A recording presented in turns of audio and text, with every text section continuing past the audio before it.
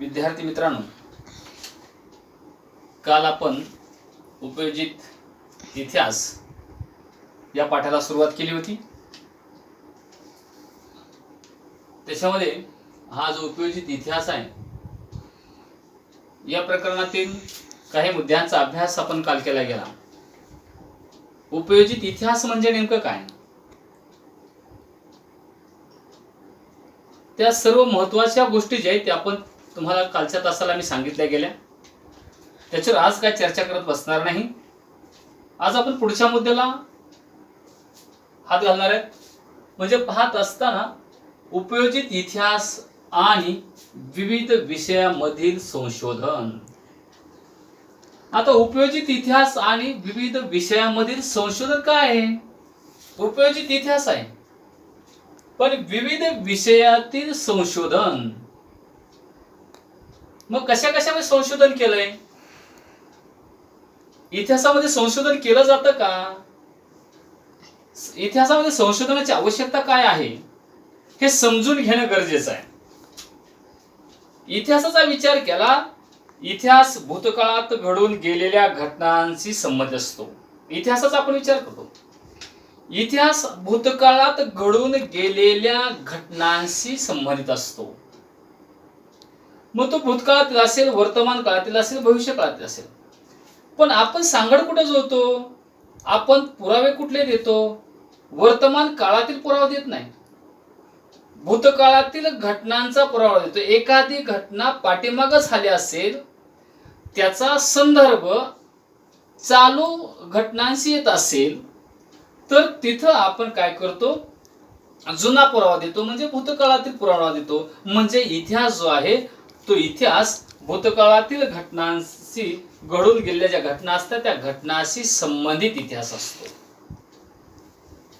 म्हणून याच्यामध्ये उपयोजित इतिहास आणि त्याचं संशोधन त्या ठिकाणी दडलेलं पाहायला मिळतं. वर्तमानात दिसणाऱ्या मानवी जीवनाशी घडणाऱ्या त्या घटनावर आधारित असतो. वर्तमानात दिसणाऱ्या मानवी जीवनाची घडण त्या घटकावर आधारली असते. आता वर्तमान काळ आहे, भविष्य काळाचा विचार करतोच आपण. भविष्य काळाचा विचार करत असताना त्याच्यामध्ये वर्तमान काळाचा विचार करायचा आणि भविष्य काळावरती इतिहास आधारित आहे. मग वर्तमान काळातील दिसणाऱ्या मानवी जीवनाची घडण त्या घटनावर आधारित असते. वर्तमान काळात काय घडणार आहे, मग त्याचा उपयोग त्या ज्या घटना घडणार आहे त्या घटनांवरती मानवी जीवन आधारलेलं आहे. मग आपण त्या भविष्याचा विचार केला पाहिजे, वर्तमान काळाचा विचार केला पाहिजे की बाबा रे, हा इतिहास जो आहे तो इतिहास मानवी जीवनाला परिपूर्ण आहे का? मग तो मानवी जीवनाला परिपूर्ण होईल का? की ती जी एखादी घटना वर्तमान काळात घडणार आहे ती मानवाला सुसह्य आहे का? कारण त्याचं जीवन जे आहे ते जीवन त्या मानवाचं त्याच्यावरती आधारलेलं पाहायला मिळतं. याच्यासाठी हा उपयोजित इतिहास महत्वाचा आहे. याच्यासाठी संशोधन करणं गरजेचं आहे. म्हणजे का, की विविध विषयाचे संशोधन करतं. इतिहासामध्ये संशोधनाला महत्त्व जास्त आहे. जसं विज्ञानामध्ये सुद्धा संशोधन आहे तसं इतिहासामध्ये सुद्धा संशोधन आहे. हो, ज्या घटना घडून गेल्या त्या घटनांची तंतोतंत माहिती आणि त्याचा शोध घेणं गरजेचं आहे. ते इतिहासामध्ये घेतला जातो. म्हणून त्याचा विचार आपण केला गेला तर मानवी जीवनाशी त्या घटना कशा असतात, निगडीत असतात वर्तमान काळातल्या, आणि तो मानवी जीवन त्याच्यावरती आधारलेलं असतं. आणि म्हणून अशा ज्या घटना आहेत त्या इतिहासामध्ये काही घटना घडल्या आहेत. मग इतिहासामध्ये काही घटनांचा विचार केला गेला तर राजकारण आहे, सामाजिक आणि धार्मिक संघटना आहेत, तत्वज्ञान आहे, विज्ञान आणि तंत्रज्ञान आहे. या घटना आहेत, या इतिहासामध्ये घटना घडल्या आहेत. आणि मग याचा संबंध, राजकारणाचा संबंध, सामाजिक धार्मिक संघटनांचा संबंध, त्याच्यानंतर विज्ञान तत्वज्ञानाचा संबंध, त्याच्यानंतर विज्ञान आणि तंत्रज्ञानाचा संबंध जो आहे तो इतिहासामध्ये ज्या घटना घडतात त्याच्याशी मानवी जीवनाशी संबंधित कुठेतरी आहे. तो आपण समजून घेतला पाहिजे. आणि जर तो आपण समजूनच घेतला नाही तर त्याचा उपयोजित इतिहासाचा उपयोग होणार नाही आणि संशोधनाला त्याच्यामध्ये काय आपल्याला चालना मिळणार नाही. याचाही विचार त्या ठिकाणी आपण करणं सर्वात जास्त गरजेचं आहे. मग त्याच्यामध्ये ह्या सगळ्या गोष्टीच्या इथे घटना घडतात, पण प्रत्येक क्षेत्रातील ज्ञान संचयन वेगळं आहे. आता मग पाहत असताना घटना मग राजकीय असेल, सामाजिक असेल, धार्मिक असेल, ह्या सगळ्या तत्वज्ञान असेल, तंत्रज्ञान असेल, विज्ञान असेल, याचा विचार केला गेला तर प्रत्येक क्षेत्रातलं मिळवलेलं ज्ञान संचयन जे आहे ते इतिहासामध्ये वेगळं आहे. का सगळ्यांचं ज्ञान संचय एकत्र केलं गेलं तर ते इतिहास होणार नाही. इतिहास व्हायचा असेल, इतिहास घडवायचा असेल, त्या त्या क्षेत्रामध्ये प्रगती करायची असेल तर राजकारणाचं ज्ञान संचयन वेगळं आहे, सामाजिक धार्मिक संघटनेचं वेगळं आहे, त्याच्यानंतर तत्वज्ञान आणि विज्ञान याचं वेगळं आहे, तंत्रज्ञानाचं वेगळं आहे. त्या त्या क्षेत्रातलं तत्वज्ञान त्या ठिकाणी लक्ष दिलं पाहिजे. आता संशोधन करायचंय. आता पाहत असताना आता आपल्याकडं भयंकर साथीचा रोग पसरलाय, कोरोना नावाचा. मग त्या कोरोना नावाचा विचार केला तर त्या कोरोनावरती लस प्राप्त करायची आहे, त्याच्यावरती संशोधन सुरू आहे. मग ते संशोधन आहे म्हणजे पाहत असताना त्याचं सुद्धा ज्ञान संचयन आहे, ते वेगळ्या क्षेत्रातलं आहे, पण तो सुद्धा इतिहासामध्ये जमा होतो, त्याचा इतिहासामध्ये त्याचा उपयोग केला जातो. कारण ते जे ज्ञान संचयन झाले, कशा पद्धतीनं ती कोरोनावरती लस प्राप्त झालेली आहे, केलेली आहे, त्याचं सुद्धा एक संचयन आहे, त्याची सुद्धा साठवणूक आहे, त्याचा सुद्धा इतिहास होऊ शकतो.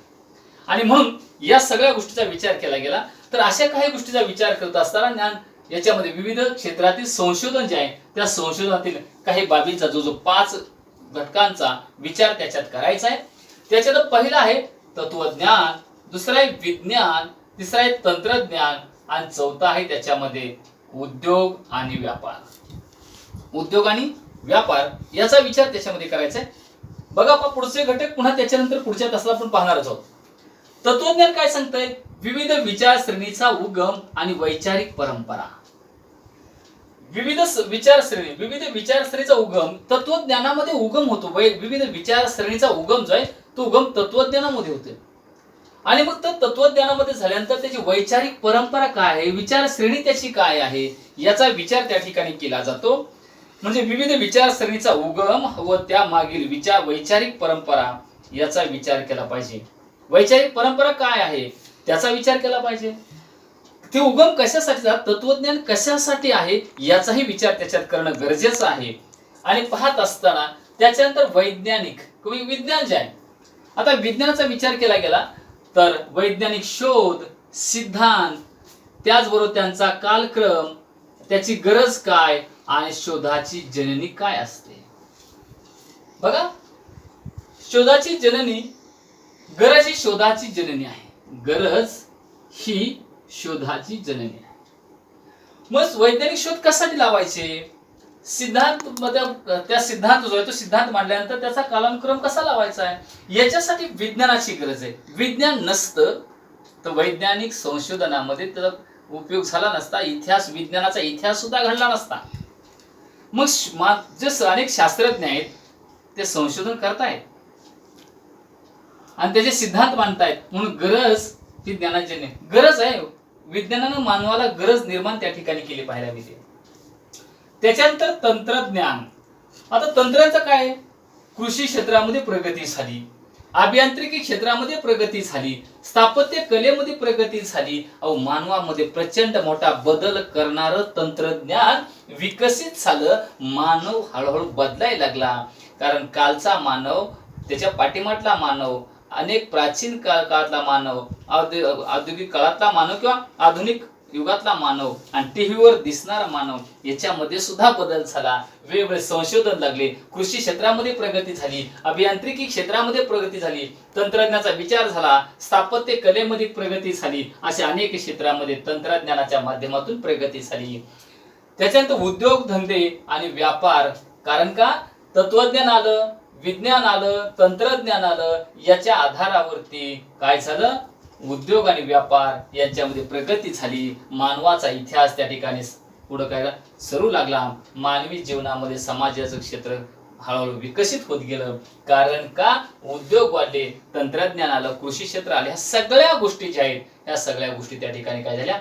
हळूहळू विकसित झाल्या. तंत्रज्ञानाची प्रगती झाली. बाळांनो, हे आपण 4 मुद्दे आज घेतले, त्या 4 मुद्द्याचा अभ्यास आपण घरी करावा. उरलेले शिल्लक राहिले पुढचे मुद्दे आहेत, आपण पुढच्या तासाला घेऊया. धन्यवाद.